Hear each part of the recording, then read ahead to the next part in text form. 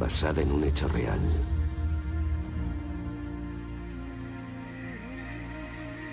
Se busca gente para un estudio. 20 hombres. ¿Vamos a hacer de guardias o de reclusos? 2 grupos. Si les toca hacer de reclusos en este experimento, tendrán que renunciar a su intimidad y algunos derechos civiles. Una experiencia que no olvidarás jamás. Para recuperar el control en estas situaciones, se debe recurrir a la humillación. ¡En pie! ¡En pie! ¡Daos la ropa! Solo es un experimento. ¿Eres lo bastante fuerte para vivir esta experiencia? Si alguien prefiere abandonar, esta es su última oportunidad. El experimento.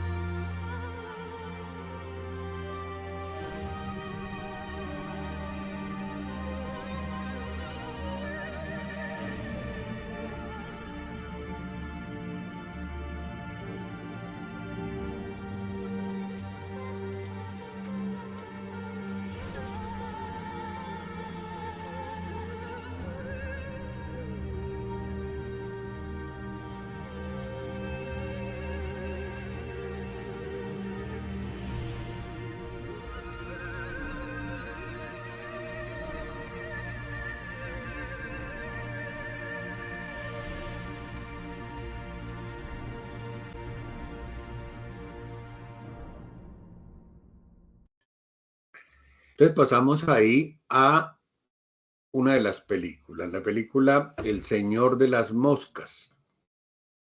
Ustedes vieron allí, tiene un enfoque, o podemos leerla desde un enfoque filosófico bastante pronunciado, referido a la naturaleza humana,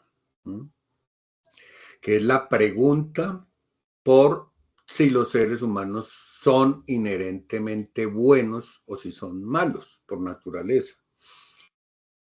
Y está desarrollado a través de esos personajes.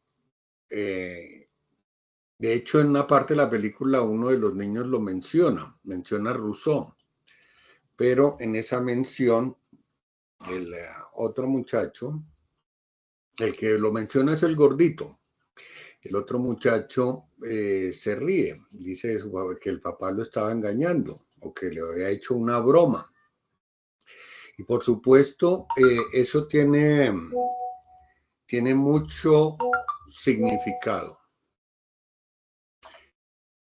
Mucho significado en el ámbito de lo que significa. Entonces, tiene un significado muy importante porque nos está preguntando, pues, en el ámbito de la filosofía, es un referente a la discusión entre Hobbes y Rousseau, lo que podríamos evidenciar allí, ¿cierto? O sea, se simboliza ese conflicto también entre el orden y el caos. Hay un dilema filosófico, por supuesto, que nos va a argumentar si el hombre es, el hombre es inocente y la sociedad lo corrompe, creo que es la frase, o si es malo por naturaleza entonces. Entonces la película cuestiona cómo es que cómo se construyen las normas morales cuando no hay una autoridad. Nosotros nacimos ya subordinados a una constitución y a unas leyes, pero aquí nos está hablando del origen. Perdón. Y lo que nosotros vamos viendo ahí, que a medida que los niños se van entregando a la violencia, nos va surgiendo la pregunta sobre la naturaleza de la ética. Si son las normas morales universales, ¿cierto? O si son construcciones sociales, como nos asegura Foucault, que se van desmoronando cuando de lo que se trata es de la supervivencia. Hay una transformación de los niños inocentes a unos sujetos, unos seres salvajes. Hay una confrontación definitiva con la realidad, que es brutal además, y que por supuesto lo que evidencia es la pérdida de la inocencia y además una desilusión con respecto a lo que serían los niños o lo que se esperaría de los niños. Porque esa experiencia en esa isla se nos convierte en una metáfora de la condición humana. Y hay otra figura allí que es la figura del otro concepto que uno puede rescatar, que es el concepto de alteridad, que es puesto en términos de la falta de empatía hacia los demás, la deshumanización, ¿cierto?, de los que son diferentes, y se nos va manifestando que en la medida en que en la película los niños se dividen en facciones, ¿cierto?, que los va llevando a la violencia.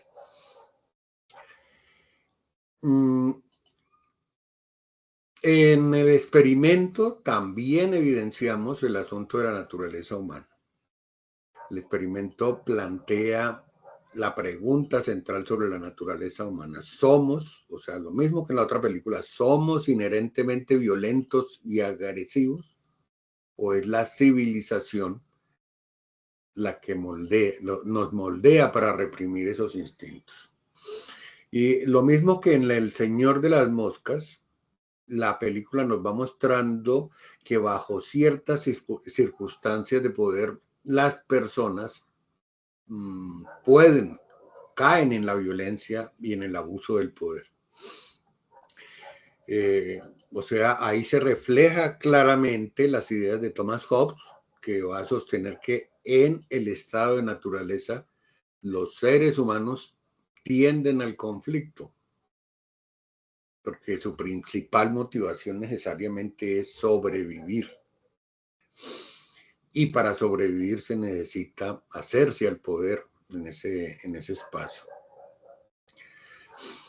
Miren ustedes que esa película, ustedes pueden buscar en internet, hay una referencia, de hecho no es una película inventada, sino que es a propósito de un experimento real que realizan y de algo que sucedió realmente. Y cómo se les sale de las manos finalmente a los que están montando ese experimento. En el experimento ahí se reduce básicamente el poder a dos sectores, los guardias y los prisioneros. Pero lo que llama la atención es cómo los guardias se deshumanizan y ejercen violencia sin dificultad y muy rápidamente. Y lo del tiempo me llama la atención porque este experimento en la realidad, yo creo que en la película poco más o menos nos da a entender el mismo tiempo, fueron 6 días. En menos de 6 días se logró resaltar o mostrar cómo la barbarie aparece de un momento a otro. Y en el caso de los niños, yo imagino un tiempo por ahí de 1 mes, poco más o menos. Al principio está todo muy zanahorio, pero en muy poco tiempo también aparecen esas formas de violencia entre los niños, muy semejante a lo otro. Y es una dicotomía que se nos presenta ahí entre la civilización y la barbarie, ¿cierto? Los participantes, en el caso del experimento, no son personas, no son militares o que personas que uno diga, no, es que tienen antecedentes o han sido así. ¿Recuerdan cuando los entrevistan? Son personas comunes y corrientes, silvestres. No tienen inclinación, o no vería uno por qué, no tienen inclinación que sea natural hacia la violencia. A diferencia de si lo hubieran hecho, por ejemplo, con delincuentes en la cárcel, o sea, estas personas eran personas comunes y corrientes. Y a esas personas les asignan roles de poder y autoridad. Pero esto es algo que nosotros vemos en la cotidianidad, a veces de manera inmediata. En el trabajo, ustedes ven a una persona que era amigo suyo o amiga suyo, y de un momento a otro le dan un cargo y en el cargo se transforma. ¿Sí? Alguien que no tenía poder y ahora tiene un poquitico de poder y se transforma. Vladimir ahora nos cuenta, él está en una estructura de poder bastante importante que es la milicia, en donde eso es absolutamente jerarquizado y en esa medida tiene un cierto tipo de orden que se mueve como dentro de una parte de lo que pudiéramos ver aquí en la película, que es hacia el final. Ya cuando llegue al final contaré mi perspectiva sobre ese asunto. Nuevamente esa discusión entre Hobbes y Rousseau. El hombre es corruptible, es la sociedad quien lo corrompe, ¿cierto? Pero para Hobbes, en realidad, el estado de naturaleza se les manifiesta porque ya está dentro de su propia naturaleza, ¿sí? Y en el caso de la película del experimento, o sea, es un poco paradójico. Hay las restricciones de la ley y el control social, los individuos se van arrastrando poco a poco a la barbarie. No, pareciera que no es su naturaleza esencial, sino más bien porque las reglas sociales que los contienen o que ya no existen, ¿sí? Se supone que hay unas reglas, pero los guardias interpretan esas reglas. Y lo que se pone ahí es a prueba la moralidad de los personajes, ¿cierto? Que deben actuar de acuerdo a sus propios principios, uno pensaría, sus principios éticos. Y entonces la pregunta que surge de ahí es, ¿qué sucede con la moralidad cuando los individuos están en un espacio, en un sistema que parece que justifica el abuso de poder? ¿Sí? Ese no es tan, lo que pasa es que no llega a esos grados de barbarie, pero nosotros lo podemos ver en las empresas, en las instituciones en general. Alguien siempre asume un poco la posición de que como tiene poder, entonces tiene derecho al abuso. Usted no sabe quién soy yo, lo habrán escuchado. Y entonces esos guardias ahí están justifican esa crueldad, asumiendo que es una parte del experimento. Hay un relativismo de la moralidad, ¿cierto? ¿Qué significa entonces? Cuando uno utiliza la palabra flexible en algunas instituciones, eso parece bueno, pero resulta que los guardias aquí también son flexibles con las reglas y las normas. Y la flexibilidad significa que la interpretan según les conviene, ¿sí?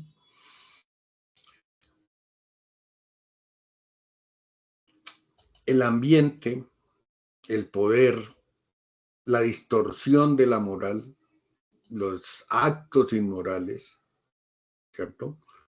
Y todo lo que uno se imagina, o sea, la cárcel sale ya no como un experimento, sino que se desborda el experimento mismo para decir de alguna manera, así es que nosotros actuamos como seres humanos. En la primera película, la del Señor de las Moscas, hay evidentemente una pérdida de la inocencia. Hay una transformación. pero también en el experimento hay una transformación de los límites éticos y morales que seguramente cada uno de ellos tenía antes de entrar al experimento. Y esa pérdida de inocencia la vemos cuando se coloca en situaciones del poder absoluto. De alguna manera piensen ustedes, uno de los poderes absolutos o los poderes muy importantes que uno podría tener es el dinero. Podría, digo yo, ilusamente. Piensen ustedes si teniendo muchísimo dinero ustedes serían los mismos, ¿sí? O si habría una transformación en ustedes por el hecho de tener poder. El hecho de tener poder hace que, imagínense, mira, ahorita vi una lotería que dice que está jugando 17.000 millones de pesos. Entonces, ¿qué es lo que hace que compra la lotería? Se pone a pensar, ¿qué haría yo con 17.000 millones de pesos? Uno dice, yo compraría esto, compraría aquello, viajaría, etcétera, etcétera. Y hay un momento en que diría, me toca pagar guardaespaldas y pondré una empresa y yo soy el gerente y soy el presidente y tengo mucho poder y etcétera, etcétera. Y se la monto a todo el que no tiene el dinero que yo tengo. Porque si yo contrato, por ejemplo, a 20 personas, si yo tengo mucho dinero, me veo obligado a contratar, ¿cierto? Es muy difícil que uno tenga mucho dinero y no contrate a personas. Si compra una casa muy grande, tendrá que contratar a quienes se harán cargo de esa casa, del jardín, de las habitaciones. Si compra un negocio, un gerente, unos empleados, etcétera. Es entonces el asunto del poder en las manos de una persona de un momento a otro que uno pensaría logra generar una transformación psicológica total. Unas cosas con poder y otras sin poder. En esa línea de la película, además de este asunto de la naturaleza humana, uno mira también cómo otras cosas que van apareciendo allí se van transformando. La justicia, por ejemplo. De qué manera se va interpretando esa idea de la justicia a partir de lo que va sucediendo. No es entonces un asunto de que han desaparecido las reglas, sino que las reglas se van transformando de acuerdo a cómo se van dando las cosas. Recuerda que los niños al principio, en El Señor de las Moscas, parecía que tenían la intención, y además guiados por otro niño que era como muy coherente, y junto a él estaba el de las gafas, que era un pelado muy racional, pero débil, ¿sí? Pero débil. Y algo que se da allí también, pienso yo, es, que lo podemos relacionar con la idea de Hannah Arendt de la banalidad del mal. Porque finalmente, de alguna manera, uno dice, pero ellos no tienen la culpa. Y ellos dicen, yo solamente estaba obedeciendo órdenes. O sea, hay una cierta forma de librarse de la responsabilidad que le cabe a cada uno con respecto al ejercicio de lo que hace. ¿Es un accidente? ¿Sí? O simplemente no estaba en mis manos desarrollar un comportamiento distinto porque el mismo grupo lo va impulsando, lo va empujando a un cierto tipo de comportamiento. Bueno, voy a descansar un momentico acá y voy a darle la palabra a Erika para que me ayude con su interpretación. Gracias, profesor Tyron. Bueno, sí, inicialmente con el Señor de las Moscas, bueno, el profesor Tyron habló de moral, del poder, de la banalidad del mal, de lo que hace referencia a Hannah Arendt, de Hobbes y Rousseau. Bueno, en este caso pienso que es La excusa, voy a irme a la banalidad del mal. La excusa es como las circunstancias. O sea, yo pienso que nosotros somos malos por naturaleza y las circunstancias justifican esa maldad racionalmente. Porque si nosotros no tuviéramos esa racionalidad, digamos, para justificar las cosas, bueno, no tendríamos ¿cómo decirlo? Bueno, sería puro, en fin. El tema es que en el momento en que en El Señor de las Moscas fueron a esas circunstancias del extremo de que este tipo, el de las gafas, el que estaba grabando, el periodista, o irme al señor, perdón, el del experimento de Stanford, cuando se fue a esta parte, él estaba también, ¿cómo se dice? Provocando, la palabra provocar, los otros provocan, siempre el mal está en el otro, siempre justificó con el otro. Él estaba provocando a los guardias del inicio con el fin de que pasara algo, ¿no?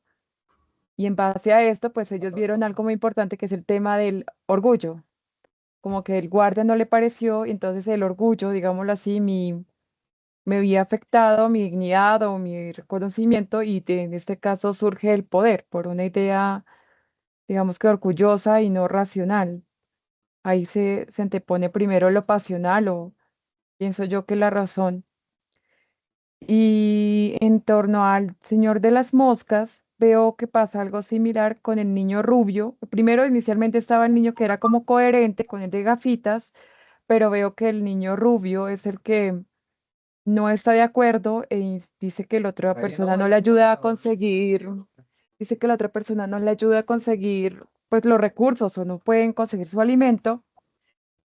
Y en base a eso, pues justifica su posición y a través del poder, a través de la fuerza bruta, es que logra, digamos que armar ¿qué? Su propio Tribu, su grupo, propia tribu. su propia tribu. Em, pero yo digo una cosa también, porque no todos son líderes, porque vi que tanto el de las gafas en el experimento de Stanford como el niño rubio son niños que son personas que son líderes. Pienso que también existe algo que es como un tipo de selección natural, que es el que te determina también esas cosas en la sociedad. No todo el mundo es líder y no todo el mundo tiene la capacidad de guiar a los otros.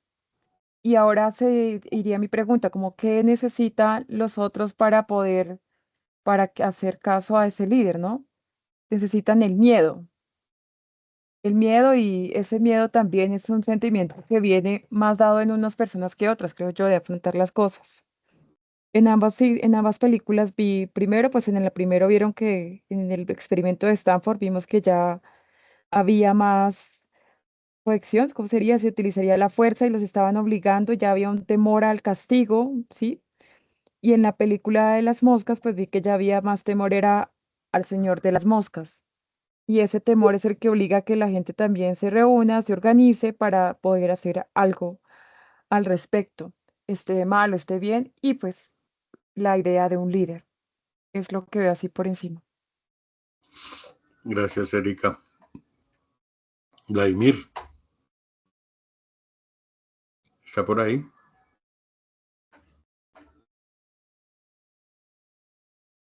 Jordan. Sí, señor, sí, sí. Es uno de los temas que yo considero centrales y que pues, resulta muy evidente en ambas películas es el tema del poder. Me recordó mucho el dictum de Actum, que dice que el poder corrompe y el poder absoluto corrompe absolutamente. Y esto es algo que se puede llegar a observar en las dos películas.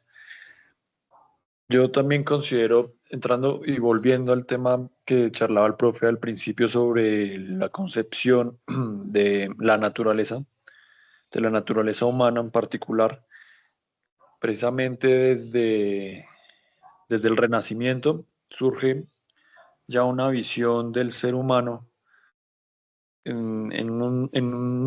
desde una imagen que ya no es esa imagen o esa derivación de lo divino, sino más bien una forma instintiva.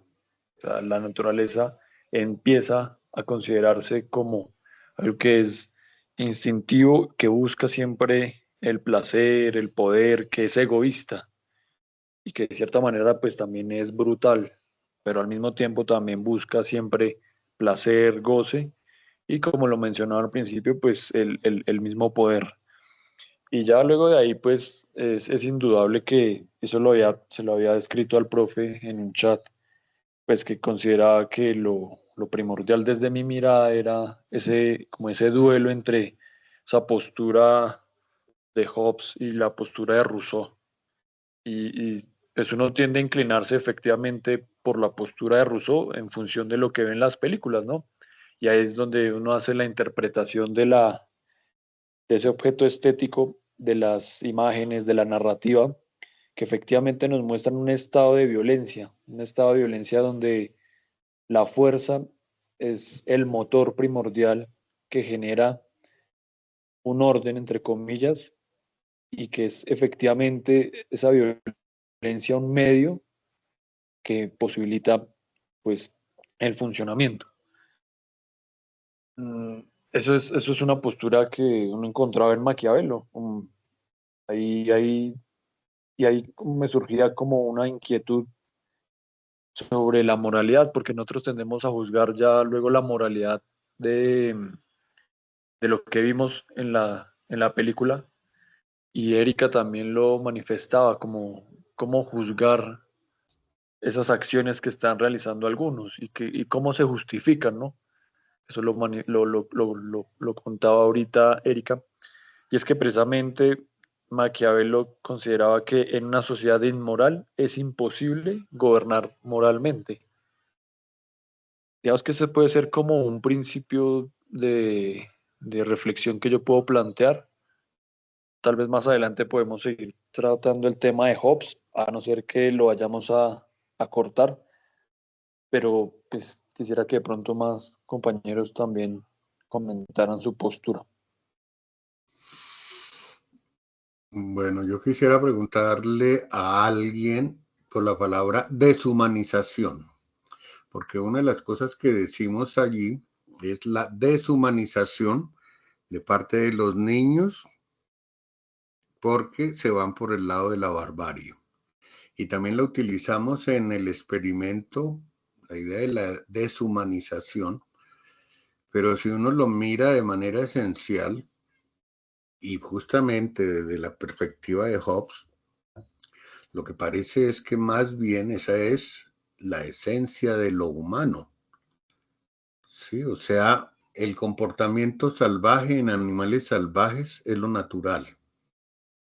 En el ser humano, esa parte que dice que somos civilizados, se nos muestra a veces como que esa civilización sería lo propiamente humano, pero no hay tal, porque justamente lo que nos muestran las dos películas es que eso hace parte de la otra cara, la que no nos gusta ver, la que nos gusta más bien ocultar, ¿cierto? Pero hace parte también de eso que nosotros entendemos, que podemos reconocer una y otra vez como un ser humano. Carlos, ¿algo que decir? Buenas noches. Sí, estaba pensando en Foucault y yo creo que, digamos, en ese orden del discurso se plantean cuestiones interesantes acerca del poder y la capacidad que tienen los discursos para ser coercitivos o para prohibir, etcétera. Yo voy más en ese cuento del constructivismo. Creo que el constructivismo da cuenta de una forma de entender al ser humano en determinado momento histórico, en determinado momento epocal. Entonces no creo en una esencia, por ejemplo, no creo que haya algo que imputarle al hombre como si fuera un a priori psicobiológico que demarcara un trayecto, digamos, hacia el bien o hacia el mal. No vi las películas, pero creo que podría estar un poquito perdido, pero creo que eso es lo que puedo aportar en el momento. Bueno, Carlos, de todas maneras, verlas, son Sí, muy sí. buenas. Bueno, entonces ahí hay un asunto que yo pienso, hay ciertas cosas que son simbólicas en la película, por lo menos se me hace claro en la película de los niños, El Señor de las Moscas, que es lo que significa el cuchillo, lo que significa el fuego. Miren ustedes que el fuego hace parte al principio, es un poco como el símbolo de la civilización, es la esperanza de ser rescatados. Gracias por el fuego, dice uno de ellos, se llama una película también. Los niños, o sea, con el fuego cocinan, hacen señales de humo para ver si los rescatan, o sea, el fuego está cumpliendo una función en ese sentido de sobrevivencia civilizada. Pero en la medida en que la barbarie se va instalando ahí entre ellos, primero los niños descuidan el fuego y se les apaga, ¿cierto? Y se les apaga, ese apagarse es como una desvinculación de la civilización, ¿cierto? Ya no hay una estructura, los que estén alrededor del fuego todos, para sobrevivir todos, ¿cierto? Porque justamente lo que el fuego aparece hasta el final de la historia, pero se convierte en un elemento destructivo, ¿cierto? Hay un incendio que empieza a arrasar la isla. Y de alguna manera eso simboliza la destrucción misma de la moralidad, de la posibilidad de cohesión, de la racionalidad. Miren ustedes que el gordito de gafas, para mí es el símbolo de la racionalidad allí. De hecho, él trata siempre que interviene como diciendo cosas coherentes, como además con la esperanza de la unidad y del rescate. Pero todos comienzan a burlarse de él. Incluso su amigo, el más cercano, se le burla en un momento dado, a Porky. Y termina siendo asesinado. Después de que lo asesinan a él, ya no hay moralidad ninguna. Ya de lo que se trata es de la violencia para sobrevivir o para eliminar al que no está de acuerdo conmigo. Es una ley del más fuerte la que se despierta ahí en ese pedacito. Y las gafas que también tienen un significado, pienso yo, porque era a través de esas gafas que se veía un poco la posibilidad de civilización, la posibilidad de racionalidad, y cuando eso se rompe, comienza a aparecer el imperio del instinto, de las emociones, de los sentimientos, desaparece esa posibilidad que era la esperanza en últimas, ¿cierto? Entonces, esa dinámica de poner y esa violencia va generando unas nuevas circunstancias, unas nuevas condiciones que anulan la posibilidad de que ellos se reconstruyan como una población civilizada. Y otro símbolo que yo veo ahí es el asunto del uniforme, en ambas películas en este caso. El uniforme, recuerdan que hay un niño, Ralph, en el principio, el Señor de las Moscas, ¿sí es Ralph o Jack?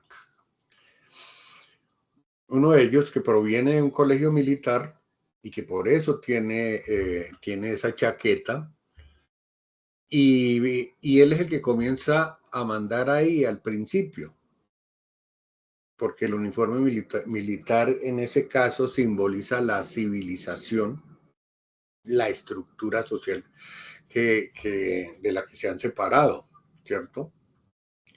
Entonces, ese uniforme lo vincula a un sistema jerárquico que implica disciplina, que implica control, ¿cierto? Y a través de ese uniforme también hay expectativas de un cierto tipo de comportamiento, de obediencia, de respeto a la autoridad, ¿sí? Pero al mismo tiempo, una vez que se va desarrollando la historia, comienza a perderse la identidad. Los uniformes van desapareciendo, ellos ya no tienen, están descamisados, porque la camisa o la chaqueta significaba algo. Y sin ese uniforme comienza a evidenciarse una descomposición moral entre ellos. O sea, se van haciendo flexibles, igual que en la otra película, los valores éticos, los valores sociales con los que venían originalmente.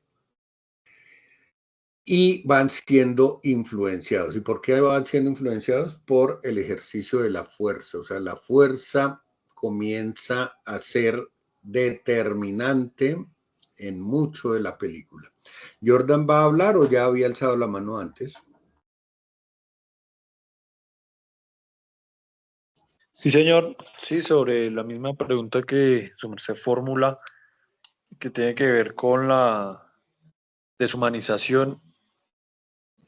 Es que precisamente, y eso lo había charlado con el profe en el chat, que digamos, un tópico inicial tendría que ser precisamente ese, si existe o no existe pues la naturaleza humana, y pues es donde surge luego la discusión o el diálogo entre Foucault y Chomsky sobre esa posibilidad de existencia o no, o en qué condición se define el mismo concepto de naturaleza.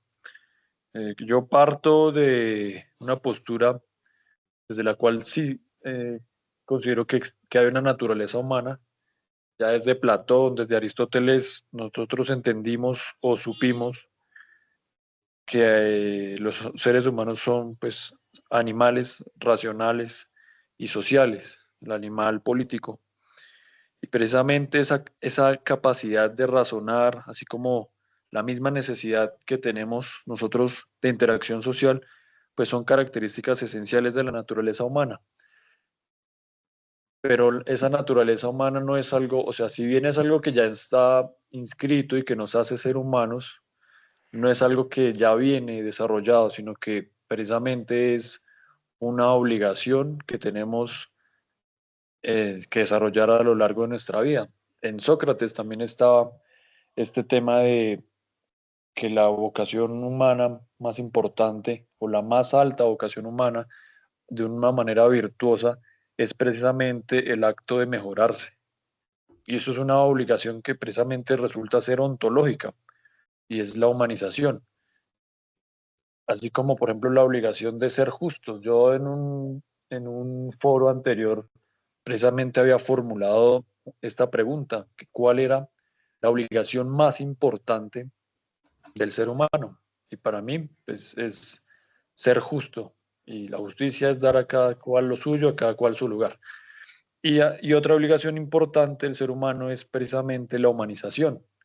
Y esa humanización es prácticamente eh, actualizar la potencia que tenemos como naturaleza, que es humanizarnos, y eso se logra a partir de la interacción con los otros, desde el lenguaje, desde la razón, desde el pensar, el discurrir, desde la formación que tiene cada uno en relación con los demás. Entonces yo creo que esa es como mi postura en ese sentido. Yo sí creo que hay una naturaleza humana, pero que es una naturaleza que debe ser actualizada y que se debe ir construyendo en la medida que pues vamos desarrollándonos en interacción con otros. Gracias, Jordan. Vladimir. Profe, gracias. Lo que dice el compañero es muy importante.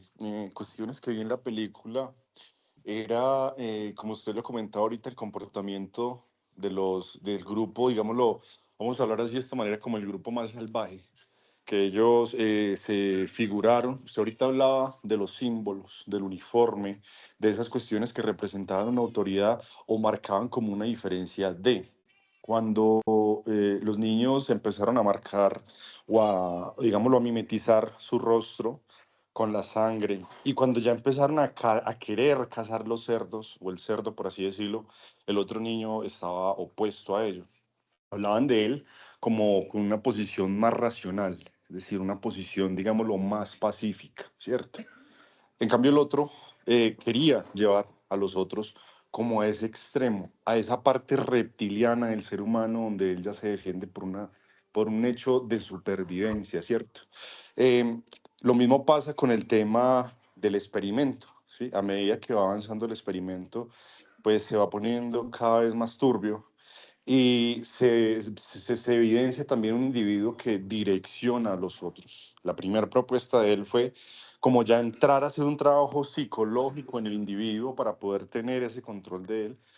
Pues desde ahí ya se empieza a ver como una cuestión bastante oscura, porque pues recurrir al dominio psicológico para poder dominar al otro, pues ya se está hablando como de sobrepasar lo que hoy dentro de esos contextos se conocen como los derechos humanos, el derecho internacional humanitario, la dignidad del hombre, y todas esas cuestiones que, como el doctor Tyron lo comentaba ahorita, se han creado para poder establecer una sociedad pues con un comportamiento un poco, digámoslo, más cuerdo, más aceptable en la sociedad, ¿cierto? El otro, el tirano, el que domina, pues pasa a ser como esa parte contraria. Sin embargo, veo una representación en ambas películas, especialmente en El Señor de las Moscas, de los sistemas de gobierno actuales y los sistemas de gobierno que han existido. Cada uno de ellos, desde su posición, desde su punto, han dejado ver que están peleando por sus ideales y que sus ideales son justos y que sus ideales son, mejor dicho,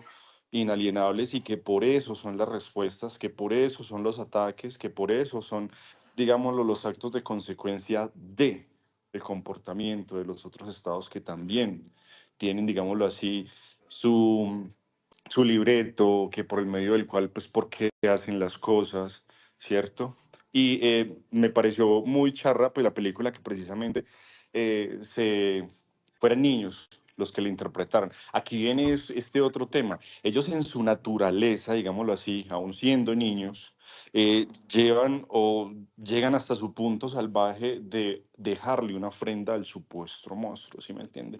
Y eso me recuerda, cuando veía la película, me recordaba a los primeros seres humanos cuando no lograban interpretar lo que ocurría a su alrededor, tal como se nos cuenta a través de la historia, y que los fenómenos físicos o los fenómenos meteorológicos como las lluvias, las sequías, pues representaban para ellos eso, una furia de los dioses, ese ser sobrenatural que está, digámoslo, dominando.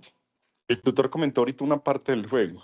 Dentro del juego se tiene como esa interpretación de que el juego es necesario y que el juego pues reconstruye o él permite que algo nuevo nazca. Al inicio de la película, cuando ellos encontraron ya la parte alta y decidieron como armar la fogata, todavía no se había dado ese proceso de desunión del grupo, ¿cierto? Y se ve como ese trabajo en equipos, pues, lógicamente es algo completamente charro, logran contener un incendio de unas capacidades monumentales, ¿cierto? Incendios estructurales.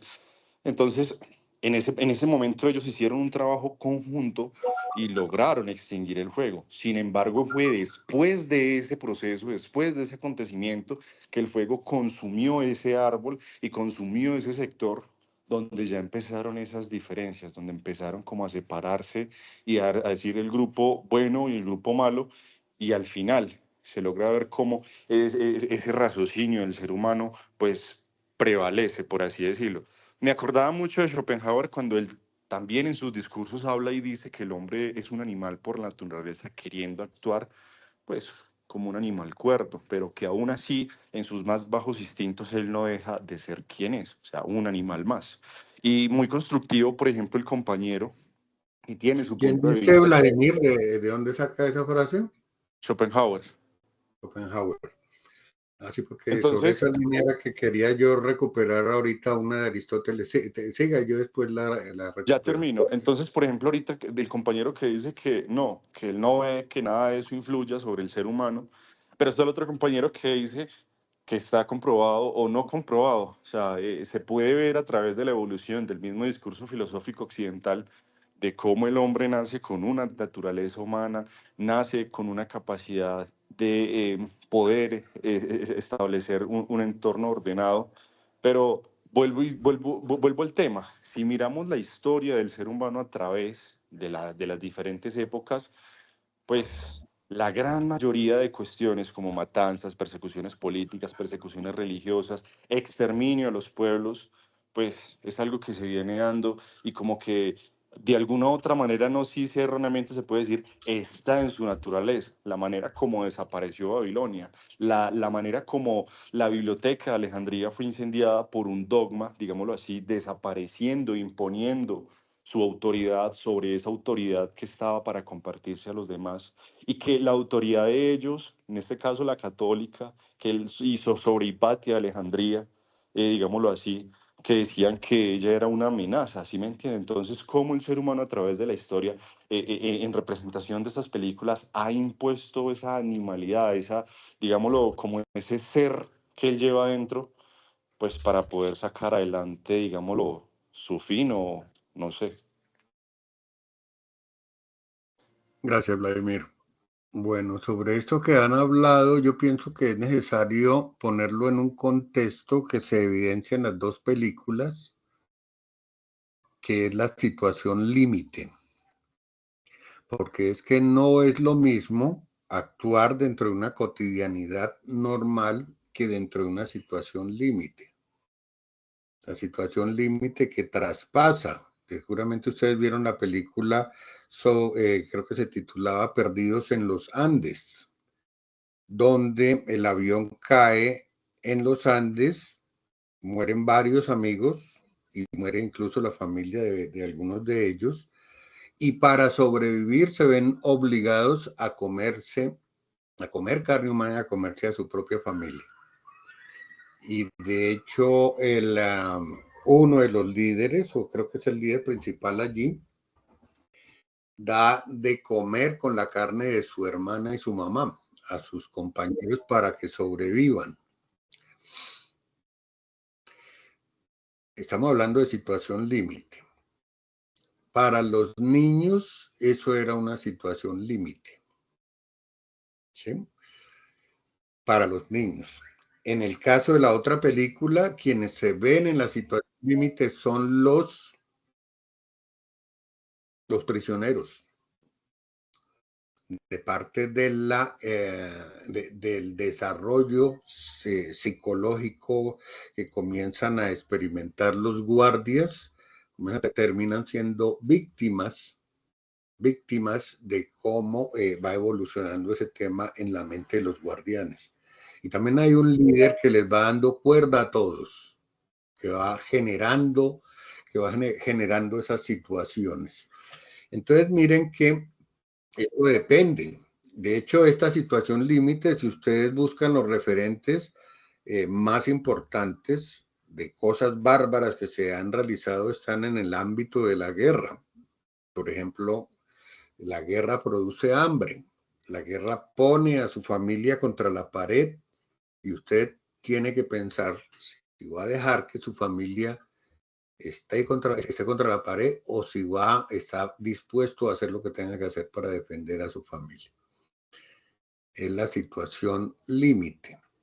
Y de ahí paso a rescatar la frase que coincide con la que Vladimir toma de Schopenhauer. La que yo tomo es la de Aristóteles. El hombre es un animal racional, pero por algún motivo creemos que es eminentemente racional, más racional que animal. Y eso depende de las circunstancias.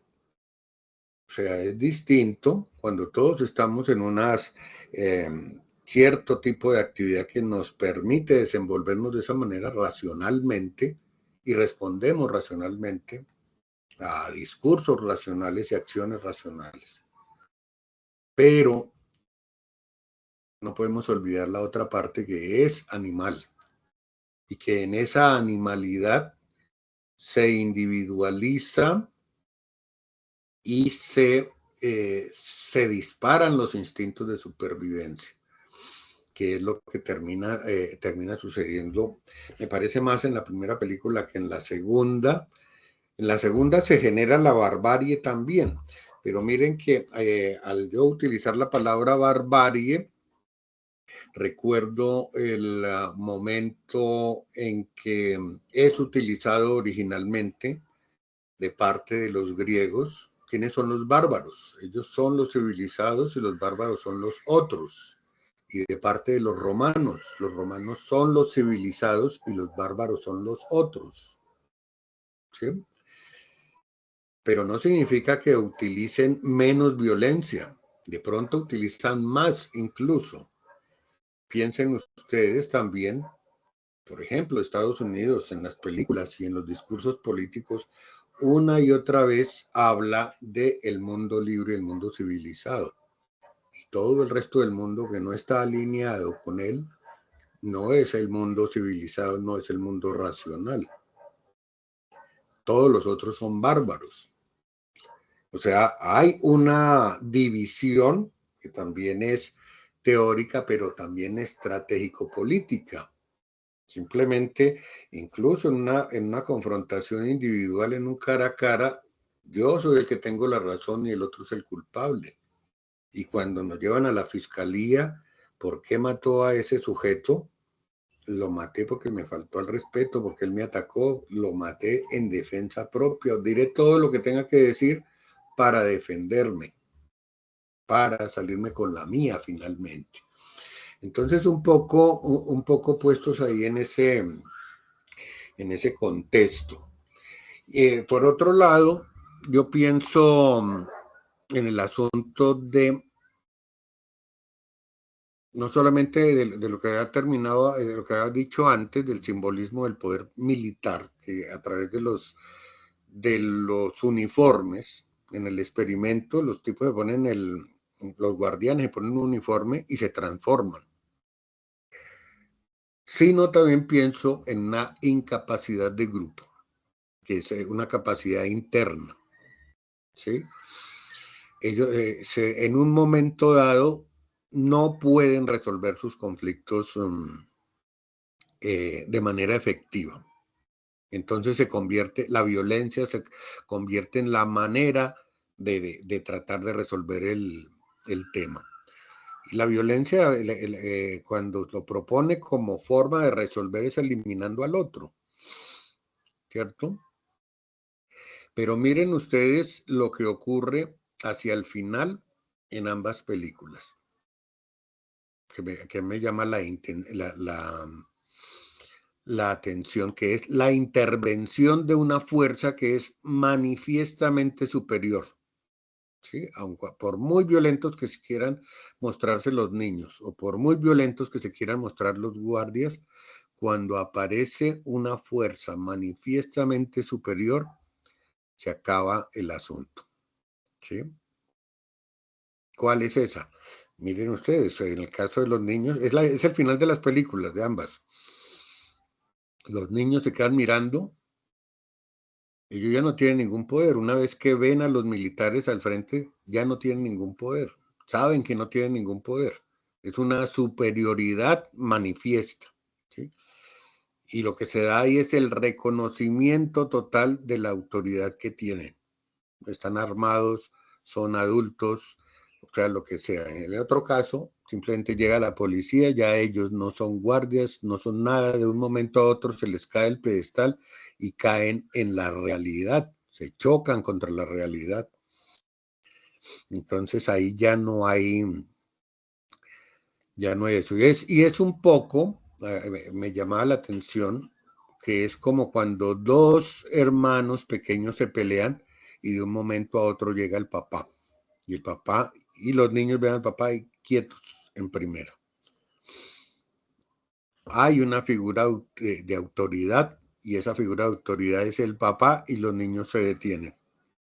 Y si no se detienen, el papá tiene la fuerza suficiente para cogerlos a cada uno de una oreja y separarlos, si no se detuvieran. O sea, la fuerza manifiesta que es capaz de hacer eso. Y sin embargo, también me llama la atención algo, y lo relaciono con nuestra cotidianidad, que es el infantilismo que se evidencia en las dos películas, ¿sí? Y que es inquietante. O sea, hay una falta de madurez emocional increíble en ambas películas. Los personajes tienen comportamientos infantiles, son conflictivos, son impulsivos. Las decisiones se basan más en sus emociones, que en sus razones. Y las decisiones, por supuesto. Hay una lucha por el poder permanente entre los personajes en ambas películas. Y vuelvo y digo, no es algo racional, no es que es lo que es más conveniente para todos. Mira que lo de más conveniente para todos, eso prácticamente, lo decía el gordito en un momento dado y lo matan. Justamente, creo que es justamente cuando lo está diciendo. Lo más conveniente para todos. Entonces, claro, y lo dan ahí porque en ambas partes, porque hay una ausencia de autoridad. No hay adultos ahí, tampoco en el del experimento. O sea, uno asume, no hay adultos teniendo en cuenta las características de un adulto, ¿sí? Y si uno lo relaciona con nuestra cotidianidad respecto a las guerras que se están dando ahora mismo, uno pensaría que eso no es muy distinto. En esas guerras están presentes ahora, incluso las que hay, las que están en potencia de ser, pareciera que se mueven de la misma manera, movidos por emociones, movidos por sentimientos, no por racionalidades, no por decir qué es lo que le conviene más a la humanidad, qué es lo que más... O sea, de hecho, una de las historias que puede aparecer de un momento a otro dentro de la historia del ser humano es la venganza total. Es decir, no me importa si me liquidan con tal de que él pueda liquidar al otro. O sea, la prioridad del discurso de lo animal disfrazado además de racional, pero que no tiene sentido. O sea, si hay algo que no tiene sentido aquí en nuestra, y además dentro de una época que se supone que es ilustrada, la más ilustrada que ha tenido la humanidad, la actual, es completamente irracional. O sea, ¿qué de racional tiene las agresiones de Israel a Palestina y también los ataques que han hecho contra Israel, contra Irán, contra Ucrania, Rusia? O sea, dispuestos a incendiar el mundo si es preciso, ¿sí? Con tal de decir, mire que yo tengo la razón. Jordan. Sí, profe, y precisamente pues, en función de esas condiciones que son existenciales y que en Hobbes se manifiesta en función de esta idea de que el hombre es un lobo para el hombre, la consecuencia más lógica de esta visión es la guerra, precisamente. Y en las dos películas observamos eso, que cuando la forma más instintiva, más primigenia del ser humano, que es una forma egoísta, eso genera brutalidad, esa misma búsqueda instintiva de goce, de placer y de poder, pues genera precisamente esta serie de manifestaciones que son contrarias a la civilización. Y eso nuevamente pues, nos conduciría al tema de la obligación que tenemos a nivel ontológico como seres humanos de humanizarnos, que uno podría llegar a entenderlo en esas 4 causas aristotélicas. Precisamente me interesaría solo la causa final, el para qué, cuál es nuestra teleología, cuál es nuestra finalidad como seres humanos. Y es precisamente eso, combatir esa parte instintiva que es destructiva y avanzar, por ejemplo, por una senda tipo socrática, que es la de la autorrealización, que es el camino de la virtud, que es el saber, que es el conocimiento. No en vano, pues Sócrates es grande porque logró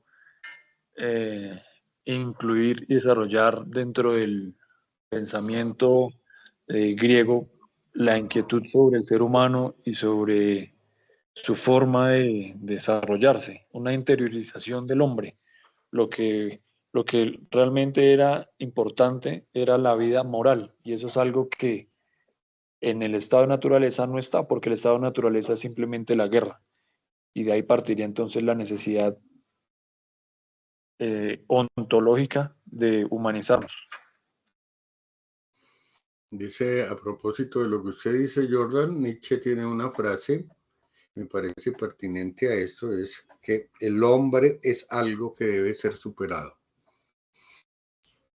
Y ahora que estamos charlando de esto, creo que es en ese sentido que lo dice Nietzsche. Porque el problema es creer que ya somos lo que había que ser. Y ciertamente las evidencias muestran que no. Carlos, ¿iba a decir algo?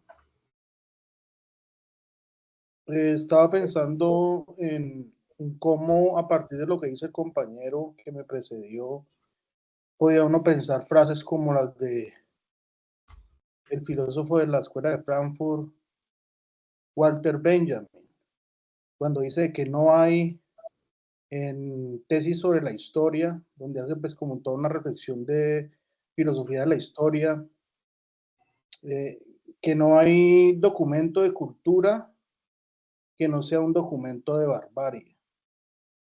Entonces, pues conectando eso con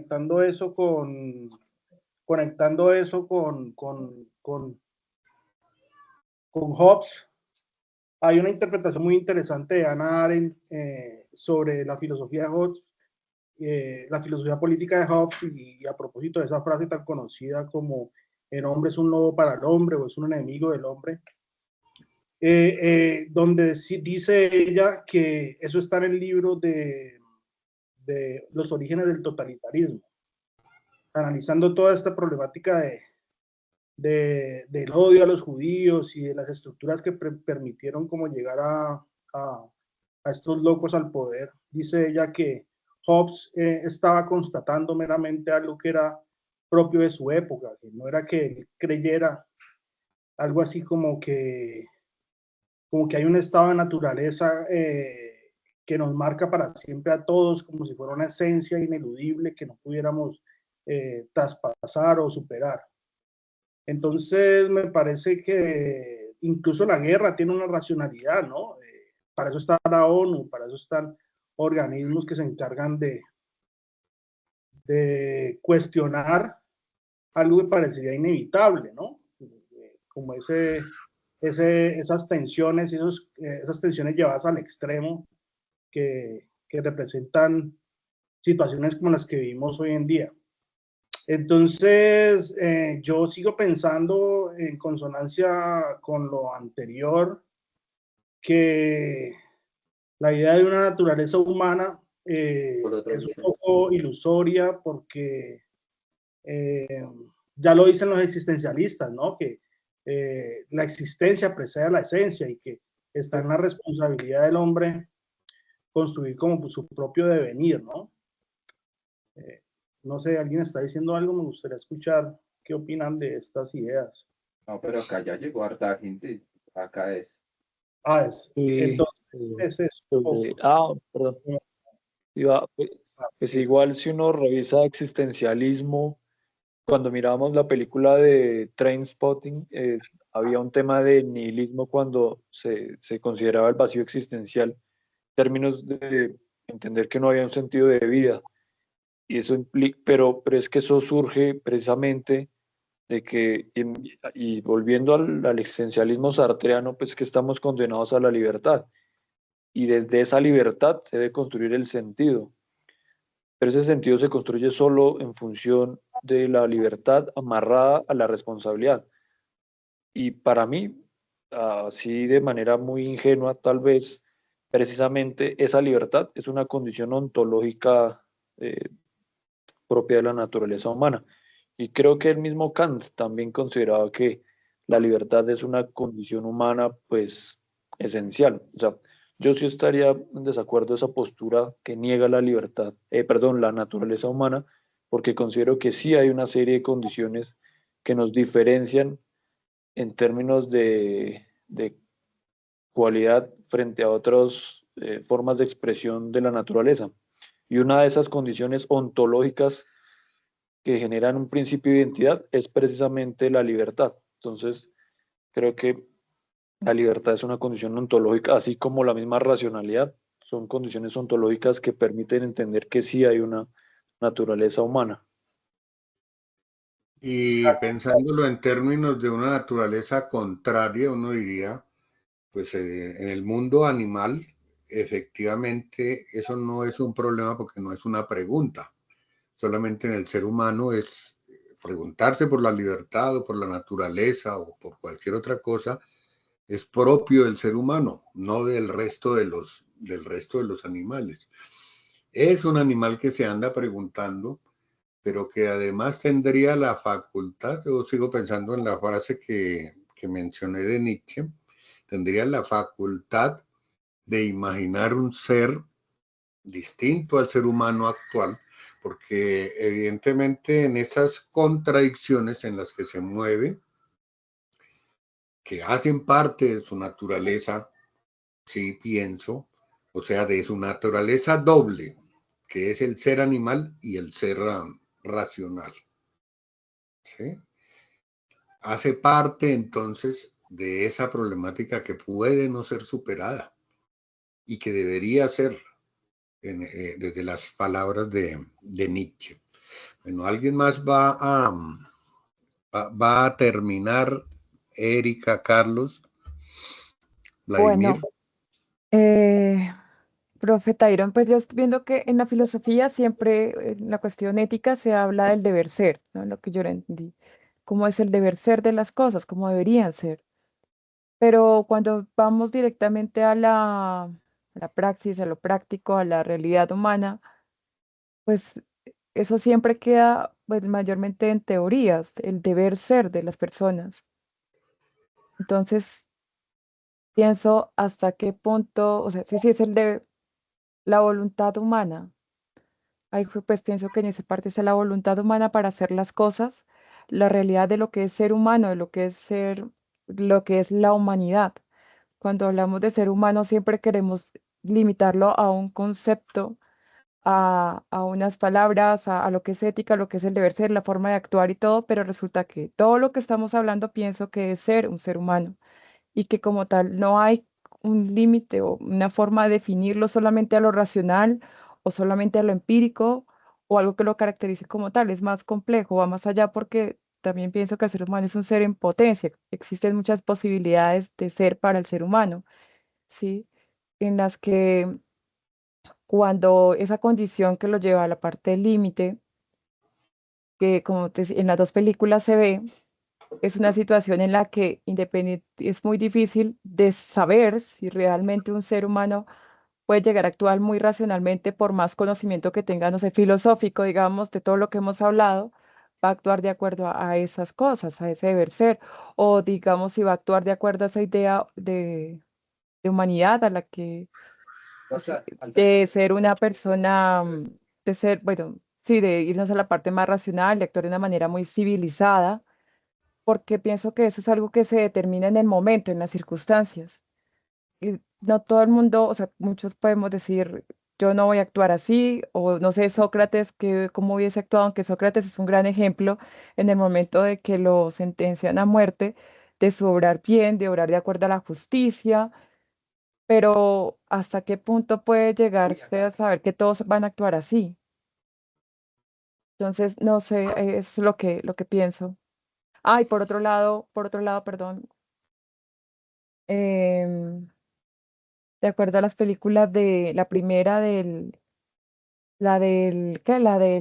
Siempre se me olvida, la que vimos de la atleta, bueno, Guerrero Pacífico. del Guerrero Pacífico. exacto. El guerrero pacífico. Todo es un proceso. O sea, ahí, por ejemplo, el guerrero pacífico, sí, pues es lo racional, pero también muy el estar en el ahora, de analizar, de reflexionar, ¿sí? Y esas personas en ese momento estaban quizás en el ahora, pero no metieron, no, no podían tener esa tranquilidad, porque en ese momento se olvida todo. En el estar el ahí, en el ahora, en esas circunstancias, se olvida de todo lo que uno sabe, de todo lo que uno es y está en ese ahora, pero también con la forma en que actúa es una forma que se desarrolla de acuerdo a las circunstancias y no de acuerdo a la individualidad de la persona, ¿no? O pues pienso yo también, bueno, en parte. Y en eso que dice Erika me parece interesante rescatar esa película porque yo pensé en algún momento eso también. Todos actúan de manera gregaria, ¿sí? O sea, impulsados los unos por los otros, se dejan empujar y no se ve el individuo pensando en sí mismo, pensando en que, salvo el gordito que piensa, pero el gordito piensa demasiado en los otros. Pero no hay esa autorreflexión que diga esto es lo que yo haría, digamos al estilo muy socrático, tomando una decisión completamente personal, sino que es gregaria, es masiva, es de muchedumbre. Vladimir. Vladimir.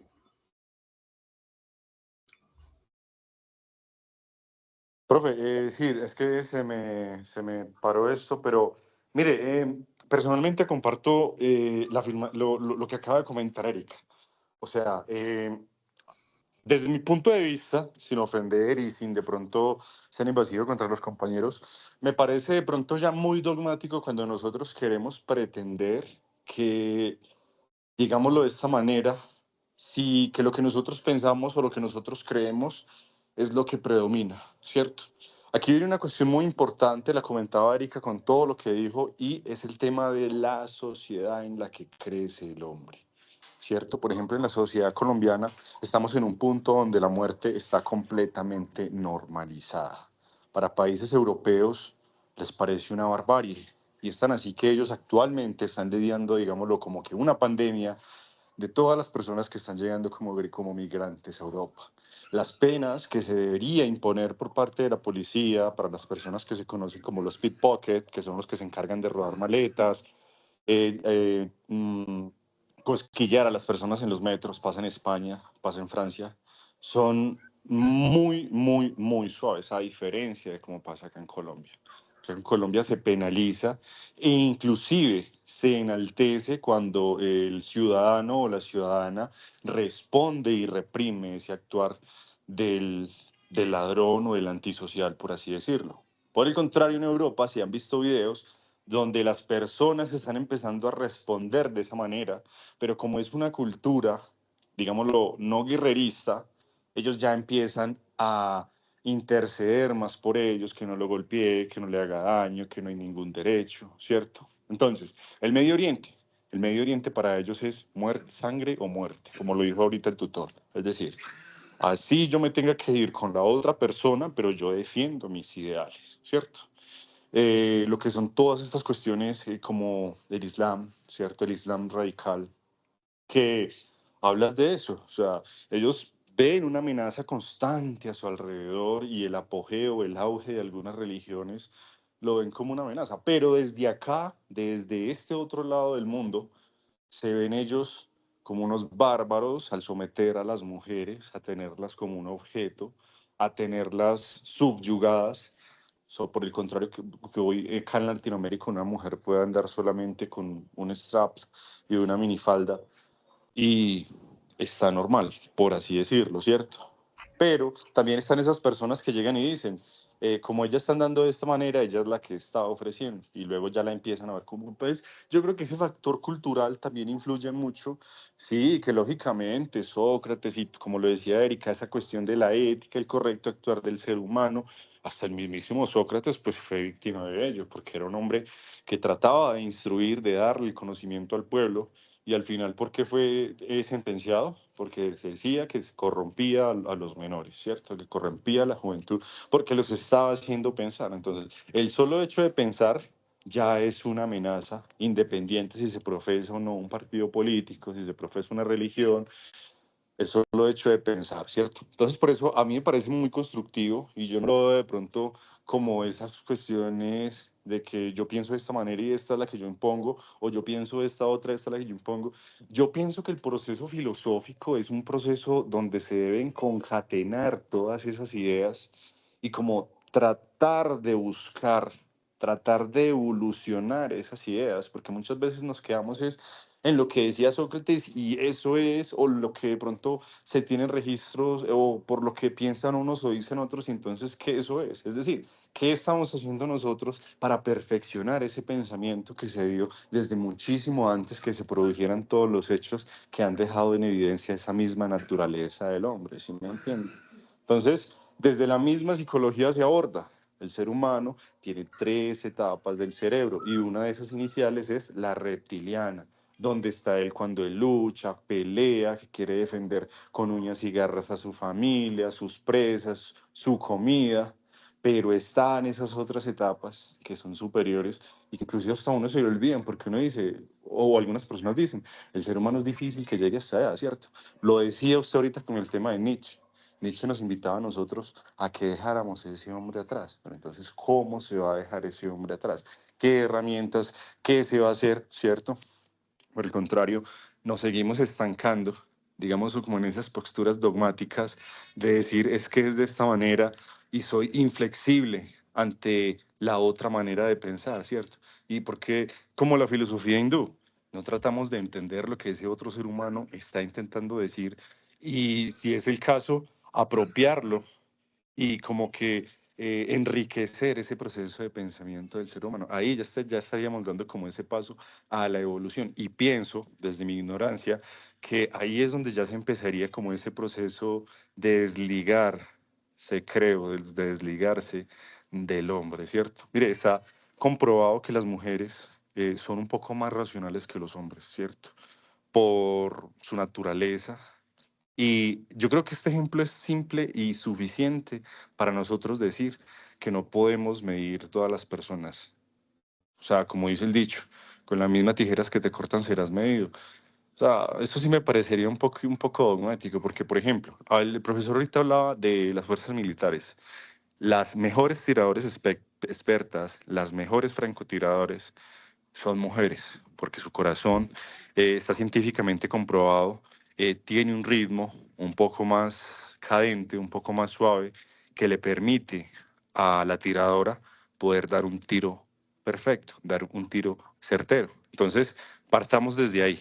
O sea, la diferencia individual que es el ser humano, que es el hombre, sea hombre o sea mujer, y que cada ser es único. O sea, lo hablamos ahorita en las películas. 2 personas, el monito y el hombre que evidentemente se le veían sus traumas, fueron los encargados de dirigir a todo un grupo que al final, ya hablemoslo entonces en la parte del experimento de Stanford, muchos de ellos cayeron en cuenta, se empezaron a revelar, empezaron a ver que, hombre, que lo que estaban haciendo con los presos era una barbaridad, que se había salido completamente de control y muchos de ellos pierden el juicio, entre esos el violador que iba a violar a la doctora, que al final termina disparándole al doctor. Es decir, se supone que el man tenía que actuar como de una manera razonable porque era él el que estaban esperando, pero no, cuando lo vio lo que hizo fue dispararle. Es de recalcar también que, por ejemplo, la mayoría de presos, de internos, eran personas con estudios superiores, filosofía, ingenieros,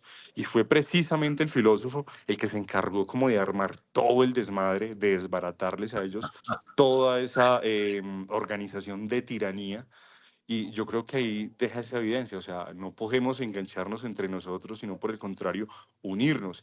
Y hablando del tema, vamos a hablar de las fuerzas del Estado. Fue el mayor del ejército, el que estaba como observador, el mejor aliado del filósofo para el, digamos, poder desenmascarar esta barbarie que se estaba presentando. Entonces, una fuerza legítimamente establecida.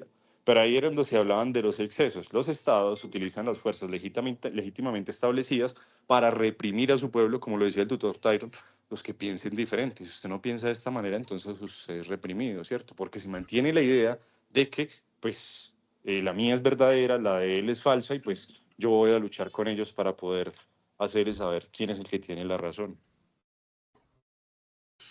Bueno, vamos a dejar hasta aquí por el día de hoy.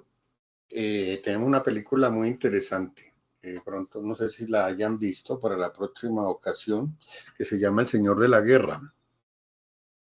Nicolas Cage. Creo que no me acuerdo. Sí, creo que la he visto. No me acuerdo. Creo que sí. Bueno, Voy a mirarla. ahora se las envío entonces. Sí. Entonces, buenas noches, Erika, Jordan, Vladimir y Tania.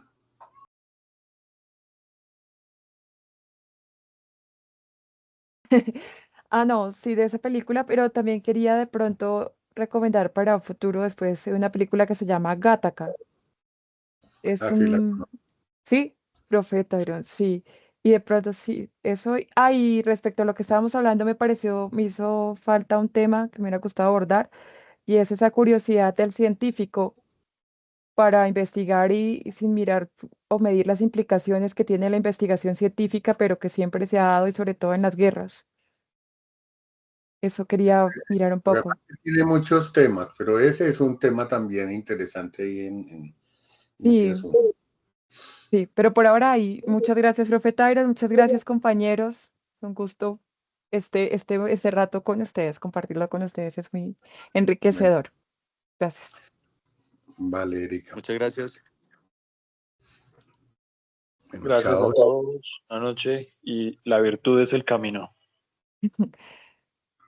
¿Cuál es mi virtud? Gracias. Bueno, chao.